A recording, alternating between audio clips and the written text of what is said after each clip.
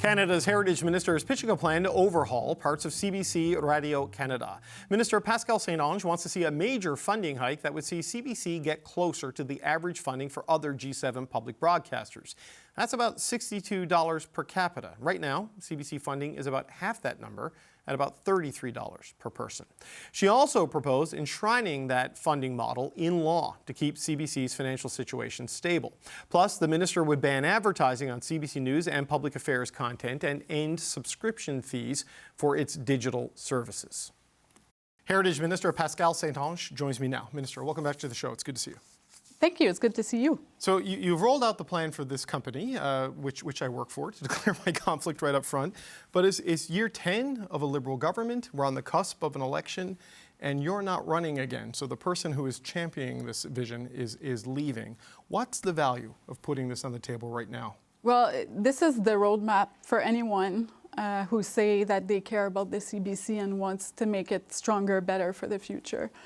What I presented today is actually the work of a lot of people. Experts have been talking about what needs to be done to make sure that the CBC is relevant for the next 100 years in the past 10 years. And I've also had an expert committee with me in the past year to work on this proposal. So this is truly a roadmap, and anyone, whether it's organizations, Canadians, political parties or politicians that support the CBC should get behind the proposals that I made today. It's your roadmap. It's definitely not Pierre Poilievre's roadmap. I don't know if it's Mark Kearney's or Chrystia Freeland's or Karina Gould's roadmap. So, I mean, in this form, I mean, how do you know it even survives beyond today? Mm-hmm. Well, it is an opportunity for them to support that roadmap and to pledge to implement and modernize the legislation as soon as there's a possibility to do so, whether it's this spring, if there is a parliamentary session or not, or after the election.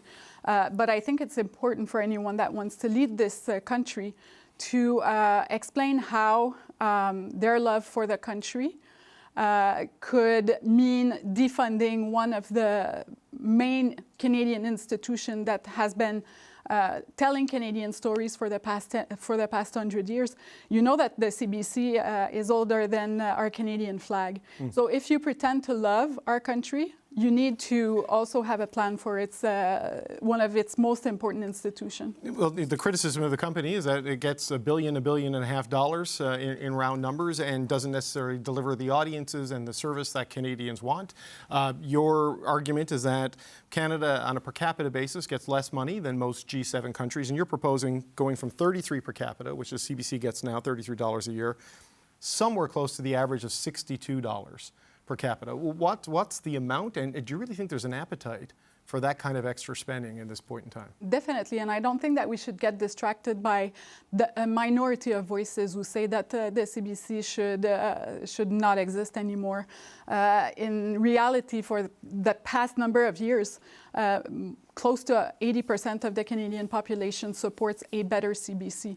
And the investments that I'm proposing are, yes, aiming towards the middle ground of the other G7 countries, but it's also... The middle ground between 33 and 62, or $62 per capita, your middle ground? No, I'm saying that there's a lot of... room there. There's a lot of room there. What's important is that the CBC gets the public funding it needs to be able to fulfill its mandate and make sure that it's servicing Canadians both in French, English, and 8 Indigenous languages across the country. So it's a large mandate, and the public funding has not increased since the 1990s, even though there's been inflation and the rising cost of production. So I understand that some Canadians are disappointed in what CBC is able to give them. What I'm saying is we need to support our CBC better, because CBC Radio-Canada will never, ever be owned by tech oligarchs, billionaires like Elon Musk or Mark Zuckerberg. It will always belong to Canadians. And more than ever, we need it as one of the tools to better defend Canadian sovereignty, our own history, our own culture, our languages, and our right to unbiased information. Okay, the money is somewhere in that range, but it is an increase up to doubling essentially what the CBC gets if you go with the very high end. And you do talk about making it ad-free in most of its news and current affairs programming and no subscription services. So right now we're on CBC News Network. That's a cable channel that people pay a monthly subscription for. You would, what, make that a free-to-watch service under this plan? How would that work? That's something that's under the CRTC's regulations, so I'm not touching that. What I'm saying is people should not pay to have access to content on GEM, on 2TV, and on the other Canadian platforms that are not regulated by the CRTC. But at the same time, the directions that I'm putting forward in my proposal, and if it does go to legislation, it's also an indication for the CRTC on which types of obligation that they can put on the CBC or not. So perhaps this is something that they could at some point review. My opinion and my point is, if we're going to increase the public funding for the CBC, Canadians should have to pay twice for the same service. I wonder, though, you are obviously a personal champion of the public broadcaster, and certainly Radio-Canada enjoys tremendous support in French Canada. English CBC is struggling in English Canada, I think it's fair to say. So, I mean, you look at Pierre Poilievre, and I know the polls have moved in your direction in the last little while, but he is still the front runner. Right now, they are the party leading in public support, and they are running very explicitly on a defund the CBC policy. So what does that tell you about the Canadian mood? I don't think it represents the Canadian mood, because all the polls and surveys show that 80% of the Canadian population, whether it's in English or French, still support the CBC and wants a better one. So I think that we should stop listening to lies around the support that CBC gathers, because yes, if you only refer to how many people are watching television, everybody has moved away from television, especially in English Canada. People are now consulting their news and everything else on the digital platforms. So if you want a relevant portrait of how many Canadians are actually consulting the CBC, you need to refer also to the digital platforms. And on that, each month, more than half of the Canadian population goes on one or the other CBC platform. But you know, the connection with Canadians, I mean, your point that it'll never be owned by a tech oligarch, and this is an issue in the information economy right now, where the algorithms are so powerful and so unaccountable, and the thumb can be put on the scale pretty easily. But beyond that, increasing the funding, giving it more editorial independence, giving a renewed mandate to the CBC, it takes more than that to connect with the audience in a meaningful way. So, I mean, what's your vision on that in terms of how focused the CBC should be, things it should stop doing, things it should do more of? I mean, the local newsrooms aren't quite what they once were back in the day when I started in local news in St. John's. I mean, what's your sense of what structurally the CBC should look like in cities and towns across the country? Well, we need to see my proposal as a whole, because if you want to improve the CBC programming and how they reach out to Canadians, they need to have proper support. And I've seen the CBC make very difficult choice since the 1990s, because there was no budget increase from the government. So I've seen journalists lose their jobs. I've seen complete sections, for example, of CBC International cut down. We've seen regional stations closed. And all of that means that Canadians have less access to CBC. So I think that all of it is connected. If we want the CBC to represent the needs of Canadians, we need to give it proper funding. And also, I'm proposing that the CBC consults with Canadians on their needs and their expectations, and show through their strategic planning and also through their activity reports how those consultations have influenced their decision-making process and where they decide to invest some money. So all of it is connected. You improve the governance, you improve the mandate, and you improve the public fund support. And all of a sudden, you have a CBC that people watches more and cares more about. But, you know, people are talking sometimes about the independence of the CBC, about if it's biased or not. And I want to remind Canadians that the CBC is the only Canadian media which independence is actually put in a piece of legislation. If a government intervenes with the programming or with editorial opinions or with anything that's happening in the newsroom, the government would get sued. So we need to make sure that the funding is increased, the public funding is increased, so that it can be more relevant to Canadians. But, you know, the bias allegation is one of partisan bias. Yeah. You know, my sense, as someone who's spent a quarter of a century working with this company, it's more a product. I don't believe there's a partisan bias, obviously, but you increasingly, the company's become centralized. Yeah. So it's in, you know, it's in Montreal on the Radcan side. It's largely in Toronto on the English side, and you get a lot of people from the same parts of the country, went to the same school, working in the same city, and there's a loss, I think, of regional presence in a way that was there when the CBC truly mattered. I mean, is it too centralized? You know, would you want to see a more decentralized CBC? I have personally felt, you know, to put that on the table, that's something we need more of in this company, not less. Well, I do think that if it's properly funded, it should be closer to Canadians where they are. Exactly. And if you're listening to Canadians, and that's what the CBC should be doing, and consulting with Canadians, they will tell you that they need local presence of the CBC. And therefore, I'm of the opinion that if you put the proper funding in place, and if you give them the means to be that to Canadians, that the management at the CBC will be able to perhaps open new stations across the country. That's an example. But the other thing that the CBC could be doing, and we saw this during the Jasper wildfires, it's so important that Canadians have access to news and information, factual information during emergency situations, and I'm proposing to include that in the mandate as well. So that would mean that CBC Radio-Canada needs to increase their presence across to be the national national emergency broadcaster, essentially. Yeah. So a couple of last quick points. Banning all advertising means no ads in podcasts, no pre-roll ads there, no ads on our webpage for our news content, no ads during this show, no ads during the national. This is what you're talking about here. Are you confident that money will go to the private news entities? Well, of course they're going to have to go get that advertisement money, but it's money that's becoming available once the CBC doesn't have the capacity to sell advertisement on anything related to news or public affairs. So it is an opening for the private sector to go get that money that we estimate between $100 and $200 million per year. Just as a last question, you're not running again. No. You said today you've got a new baby, you and your partner, and you want to spend the first years of, and I understand that as a dad, the impulse to want to spend more time with the child. But you're not running again. Many incumbents are not running again. I know there's a shift in the polls in this leadership dynamic that is ongoing right now. But incumbency really matters in competitive elections. Are you worried that your departure and the departure of so many other Liberals is just going to weaken what the chances of your party, no matter what bump you get out of this leadership contest? Well, on the contrary, I think it's an opportunity for those that want to be leaders of the Liberal Party to commit to a strong vision for the future of the CBC. The Liberal Party has been running the past elections since 2015 on the promise to make CBC better. I think that this time we need something more than that. We need a vision.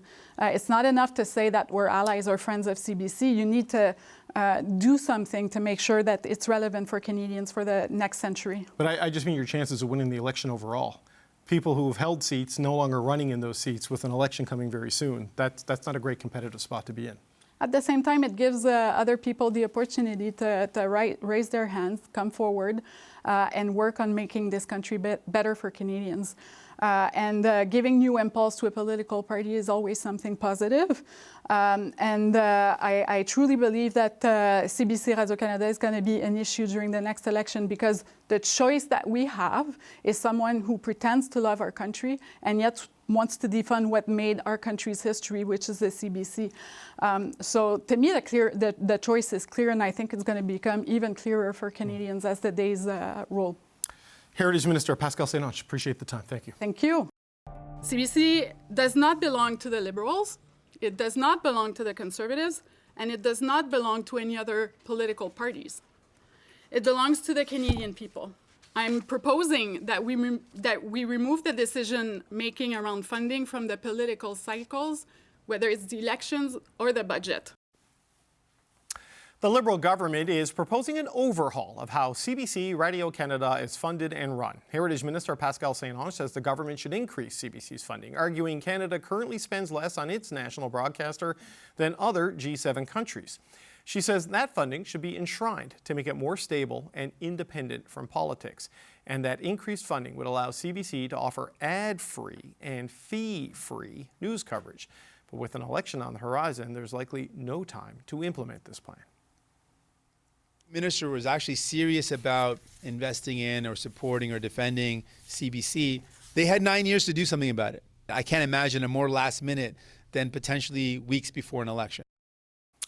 Well, Conservative leader Pierre Poilievre has a very different plan. He has long promised to defund the CBC but keep Radio Canada. And here's what he had to say about today's proposed overhaul of the CBC. Almost nobody watches CBC Television. They have among the worst ratings of any network, and yet Trudeau gives them billions more. We're going to cut wasteful spending, not just there, but across the government to bring down inflation, deficits, and taxes. Well, for those of you who are watching, we're going to talk about that now with the Power Panel. Cheryl Oates was the Director of Communications for Alberta NDP Premier Rachel Notley. And here with me in the studio, Stevie O'Brien is a former Chief of Staff to Liberal Cabinet Ministers. Tim Powers is a former strategist for Conservative parties. And Tonda McCharles is the Toronto Star's Parliamentary Bureau Chief. And Tonda, we worked together at CBC Newfoundland back in the day, a lifetime ago. Look, I have an enormous conflict of interest on this topic, so we'll just state that up front. Tonda, I just wonder what you make of this. Like, this has been in the works for a while. Pascale St-Onge, on the same day she confirms she's not running again, lays out this plan while they're in the middle of a leadership and ready to go to an election. What do you make of what she's put on the table here? Terrible timing, okay? We can all admit that. Yeah, but in That's terms of the timing. viability of this as an election issue, she seems to want that to be something Canadians talk about. It already is an election issue for a certain portion of the electorate, right? It is one of those red meat topics for Conservatives. It's one of the things Mr. Poilievre has promised to do right off the bat. So it's already on the table. It's a pity it's taken too long for the Liberals to put something in the window on it. But I don't doubt Madame Ange's commitment to this, because every time she's talked about the CBC for the past couple of years in that role, she seems quite sincere. She's very sincere, and she's fought for journalism in Quebec when she was a union leader there too, and proposed a model that actually is working there for a number of groups. But look, as a political question, I'm not sure that this is the proposal that the other Liberal candidates will put in the window for an electorate, but they'll be at least expected to say whether or not they endorse the role of the CBC and what it does. And I think, you know, Mr. Poilievre's not wrong. The ratings of CBC Television are low considering its competition across the board, but audiences across the board for all broadcasters are fractured now. Yeah. Audiences are going, to online streaming platforms. There is a transformation in our media environment that's undeniable.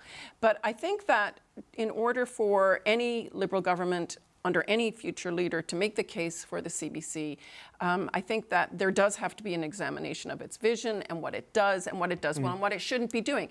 You know, the proposal that it shouldn't be taking ads is probably not a bad one. A lot of people in private sector journalism outlets like mine agree they shouldn't be doing that. So. Yeah.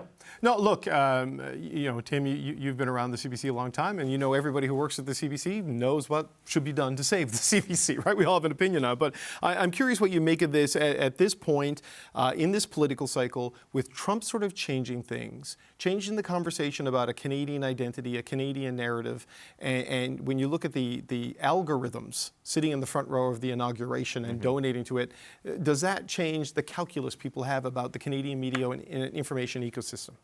I think there's trust issues with the Canadian media. It's not just something Pierre Poilievre pulled out of his head, but there's trust issues with the media everywhere, and a lot of it is manufactured. Some of it is legitimate. There have been previously well-regarded institutions in media, like the New York Times, besought with scandal because of shortcuts and other things that have taken place. So that's impacting here. Let me build off what Tonda said. I don't dispute St-Onge cares about the CBC, but this should have come out a lot sooner. And frankly, as a political move by the Liberals now, it's probably not the best.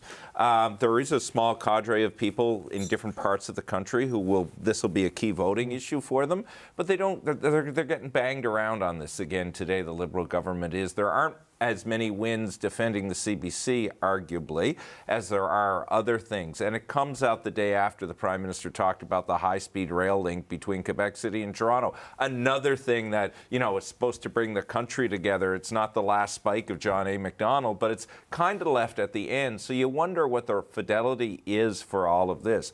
I would say this about the CBC, and I think it's true of any broadcaster or media outlet. Everybody is trying to figure out what they're good at and where their niche is and what they can continue to do well. Look, like you two, come from Newfoundland and Labrador, the CBC has been vital to us, right? And particularly in rural communities. And there will be Conservatives elected in rural communities in the next election, or some who live in those communities now, that may have a slightly different view on all of this, particularly as it relates to radio. So while it is it is great red meat for fundraising, and while I don't doubt Pierre Poilievre's intention to make significant changes with the CBC, I wonder if there's a carve-out around radio, much like is happening with RDI. Yeah, one of their MPs tried to suggest that and was told to take. It was Kierlyn Findlay put out a video saying they value radio and was told to take that down, and she said she got the position they can tell me to take it down. By the way, Mom is watching. Hi, Mom. There's three Newfoundland. But Hi, Deb.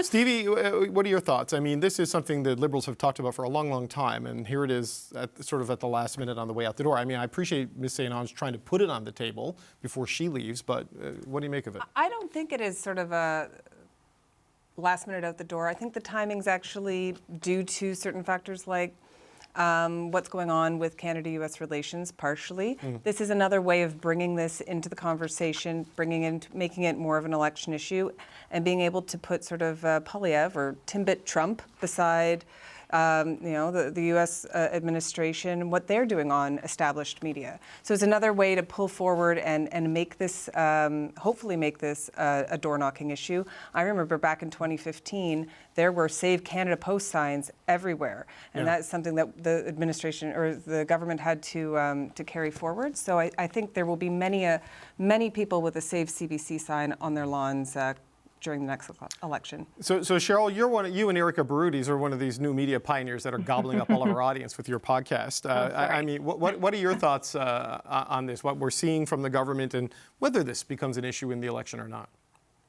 Yeah, I think this is actually pretty timely. I think there's a couple of things, at least, from this side of Canada going on here. I think one is that, given that telling our story, telling Canada's story, especially in the midst of the economic threats that we currently face, has been foundational to Canada's strategy right now, whether it's coming from the Prime Minister's office or whether it's coming from premiers or whether it's coming from communities. And if we lose the CBC, we do lose our ability in part to tell Canada's story. And that's important in this context, and it's important in a lot of other contexts as well. I mean, I came from media back in the day, now many years ago as well, and having the ability to tell the stories of communities that maybe there isn't a business case for their market, that is really important. We're a big country, we're a diverse country. Not every private sector is going to go set up in a tiny community like up north, but those voices are really important as we have conversations about what affects Canada as a whole. So I think this is really timely. And as the Liberals sort of look for issues that progressives from all stripes can sort of coalesce behind, this could be one of those issues. So Cheryl, just to stick with that, Tanya's right when she talks about the fragmentation of media, right, as how you consume things. But in the big moments, it is the big broadcasters that get massive eyeballs, right? The day Freeland quit, the day Trudeau quit, the Saturday where Trump was signed the executive order on tariffs. I cast forward that, should this happen and the CBC goes away and media subsidies disappear, you could have a sovereignty referendum in Quebec with a really, destabilized English language media ecosystem. I mean, these big national moments, how do you approach those as a country without a national gathering place?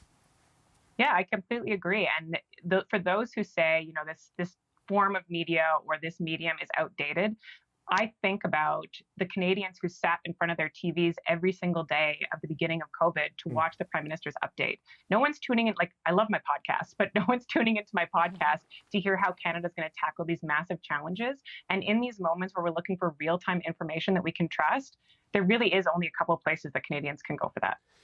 I don't disagree with any of that, but look, I think the danger of having this conversation, I appreciate we have to have it because particularly this audience cares about this network, but it comes across as wholly self-indulgent. And again, you're playing into a little bit of the political climate. Self-indulgent Well, how? as in the world is being threatened by Trump and tariffs and like, oh, should we save the CBC or not? Is this like talking about the BBC? I think that's the danger that you risk with this conversation right now. It doesn't mean you shouldn't have it, but I think I disagree with Stevie. There's such your sovereignty. Don't you talk about your national institutions and things that bind identity together? There's more than one broad look. And look, the CBC's been good to me. I do not dispute that, but I think we also have to recognize there's more than one way of telling the story. Look, tonight is a great example.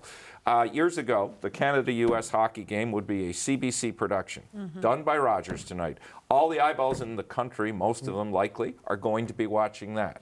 If they're not watching online or on some social media account, Ron MacLean's not going to host the Ontario election next week and give it a national audience on a national network. But it doesn't mean a national audience. Other private people will fill a void, but will they do it to the same degree? And I think that's a fair conversation. Sorry, Stevie. Go ahead. No, I think it is a cultural institution. It's part of Canada. I think people will be very upset to see it go. If you rely entirely on private sector broadcasters, you're at risk that they're going to be foreign owned and that we're not going to have anything that we can trust or shape or have it truly reflect us through our legislation or our ministers or how we set it up. I think the proposal was to have a more independent oversight. But I think right now we as Canadians are feeling under attack and we are looking to those things that we may have taken for granted and maybe cherishing them or holding them a little tighter now. And I think it is a timely conversation. Tana, there's one thing I always look at, like the CBC and what's happening in the newspaper industry as well, right? I mean, there's all kinds of content available online. There's not a lot of journalism. You know, and there is a difference. Like people doing takes and people giving opinions and things, it's not the same as going out and rooting out things and finding things. You know, and that costs a lot of money. And that's what's missing here, right? That is what's missing. And you know, there is, I think, an argument to Stevie's point. I mean, there is an argument to be made that a public broadcaster investing in journalism is something to which we can't assume that all private broadcasters would commit at the same level. And so in that respect, there's a public common good that could be funded, needs to be examined, I think, as per its role and its funding model. I think those are legit things. But I don't think that, you know, to Tim's point, I don't think that we should assume that there's a God-given right, that it's the CBC as it's constituted today, or B, that they're the only body that can do that kind of journalism. That kind of journalism costs money, as you know. It costs money for you guys to send people traveling with the Prime Minister. It costs money for people like us. We don't even do that much anymore because it's too expensive. So, and increasingly, it's the CBC providing the cameras that cover these trips because the privates are struggling. Listen, if it wasn't for the CBC and the Canadian Parliamentary Affairs Channel, CPAC, we know, half the media outlets in this country couldn't cover half the political events. We watch it every day. I have two screens going watching events that I can't afford to send my reporters or myself to because you guys are covering it and we all have to have eyeballs on it. So Cheryl, as someone that does comms, I mean, how do we have this conversation without being self-indulgent, as Tim would describe it? No, well, I mean, look, it's a legitimate point, and you know, I'm sure Rogers will scoop you up when we're gone. But you know, but Cheryl, how do you do this, right? Because we always worry about it because, like, you know, I make money from this job, and obviously I'm conflicted. But I do also believe in a broader public good and public broadcasting with Russia and China and misinformation and what Elon Musk and everyone's doing with social media. How do you have the conversation without looking like you're whiny about losing your job? Well, I think it would be stranger if you didn't have the conversation. Like if we just pretended none of this was happening and just tucked it to the side and hoped nobody would notice it, I think that would look weird for CBC. I think, you know, this is sort of be self-indulgent, but I think this is the way to do it. You bring some contrarian voices in, you bring people in who actually say, like, maybe we should be having this conversation, and hold those ideas up, have a real conversation about it, and let the public decide which side of the issue that they sit on. That is the point of unbiased journalism. I think that, you know, what's interesting to me in all of this debate right now is to what extent CBC has either made the job easier for an incoming Conservative government insofar as have they untangled all their budgets. You know, we understand that the CBC and Radio Canada are integral. That resources are shared. That Sure. the kinds of operations on a day-to-day basis. Tape, in my day, tape used to be shared, but images are shared, Yep. feeds are shared. Yep. But if I think it's an important thing. I think that the target of Pierre Poilievre Conservatives' ire is English language TV news. I don't think it's English language radio. I don't think it's English language I think it's also comedy TV drama, programming. TV comedy, all those things too. I just don't think they like anything on the main network in English. I've only heard the complaints vis-a-vis the news and the bias that they perceive against their party. 'Twas ever thus. Conservatives have complained about liberal media elite bias for decades and as long as I've known Conservatives. But I think that it's important for the CBC to do what it can to show how it is an integrated service. Okay. To Tanya's point, I was just going to say very quickly, it is true. Am I wrong? I remember the late, great John Crosby saying when Whit Fraser, now the spouse of the Governor General, was working for the CBC, "Oh, there's Whit. I'm not going to get the story that I want. That damn CBC truck and Whit are there." That's always been the way. Twas ever thus. We like you, Mr. Fraser. Okay. All right. CV, quick last word to you. Anything? I'm ready. I'm already thinking about the design of my Save CBC button for when I go door knocking in a few weeks. All right. You and Tim.